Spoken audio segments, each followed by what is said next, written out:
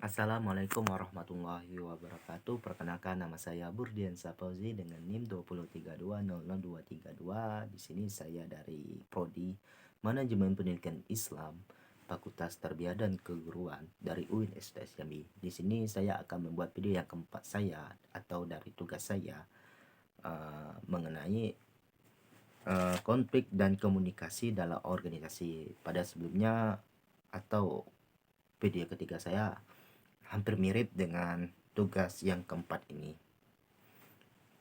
Okelah, di sini saya akan mempresentasikan tugas saya. Sebelumnya itu, saya akan menjelaskan apa itu konflik dan apa itu komunikasi dalam organisasi. Konflik adalah perjuangan yang diekspresikan antara sekurang-kurangnya dua pihak yang saling bergantung dan mempersepsi tujuan-tujuan yang tidak sepadan, imbalan yang langka dan gangguan dari pihak lain dalam mencapai tujuan mereka. Perjuangan tersebut menggambarkan perbedaan di antara kedua pihak. Konflik dalam organisasi timbul karena keterlibatan seorang individu dengan organisasi tempat ia bekerja. Menurut Hani Handoko, adalah jenis konflik dalam kehidupan organisasi satu atau yang pertama, konflik dalam diri di individu terjadi bila seorang individu menghadapi ketidakpastian tentang pekerjaan yang diharapkan untuk melaksanakannya, bila berbagai permintaan pekerjaan saling bertentangan, atau bila individu diharapkan untuk melakukan lebih dari kemampuannya sendiri. Durpasing sendiri, sekeringkali satu karyawan staf mendapatkan pekerjaan yang bukan menjadi tanggung jawab, dan sehingga menjadi beban pekerjaan tersebut diterima semakin berat dan pekerjaan menjadi job desk utamanya menjadi terabaikan. Hal ini tentu saja membuat karyawan tersebut kebingungan dengan jenis kepastian pekerjaan yang seharusnya ia lakukan. Yang kedua, konflik antar individu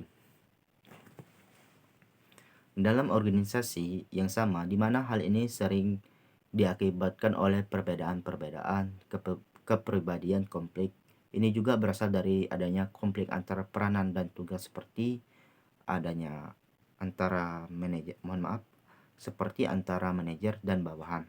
Yang ketiga adalah konflik antar individu dan kelompok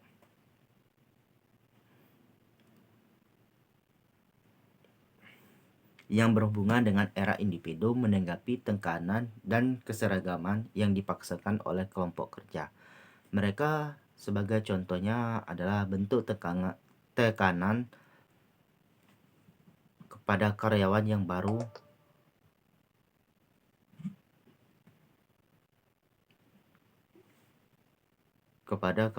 saja mengawali karirnya dengan memberikan job desk pekerjaan yang overload sehingga membebani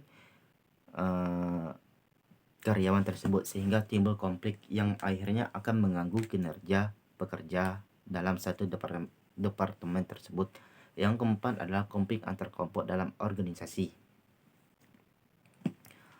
Yang konflik antar kelompok dalam organisasi yang sama karena terjadinya pertentangan antar kelompok.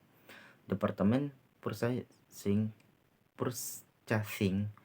seringkali timbul pertentangan dengan departemen lain dalam hal pemesanan barang dan kecocokan harga. Departemen yang terkait biasanya memesan barang dengan kualitas barang yang bagus namun dengan brand ternama, sedangkan departemen purchasing sendiri menginginkan harga yang murah serta kualitas yang bagus dan tidak harus dari brand ternama.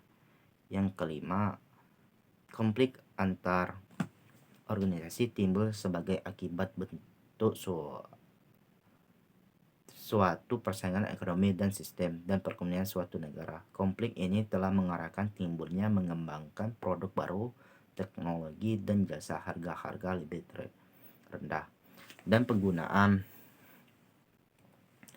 dan penggunaan sumber daya lebih efisien. Konflik ini biasanya muncul ketika berhubungan dengan supplier dan customer.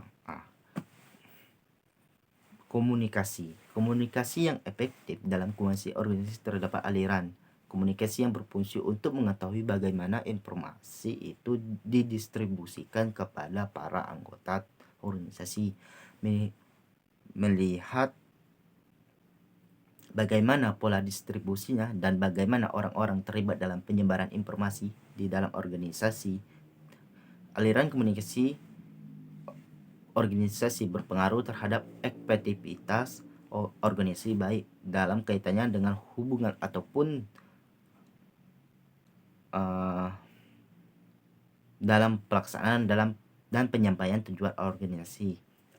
Lancar tidaknya aliran komunikasi tersebut tergantung oleh iklim komunikasi antara bawahan dan atasan. Jadi dapat kita simpulkan bahwa jika seorang pemimpin mendapatkan sebuah komplain dalam organisasi tersebut, kita harus mempelancarkan sebuah komunikasi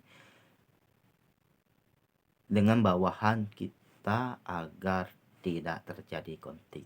Jurnal ini saya ambil dari studi kasus di Departemen Purchasing PT Semi Rubber Indonesia. Sekian video keempat saya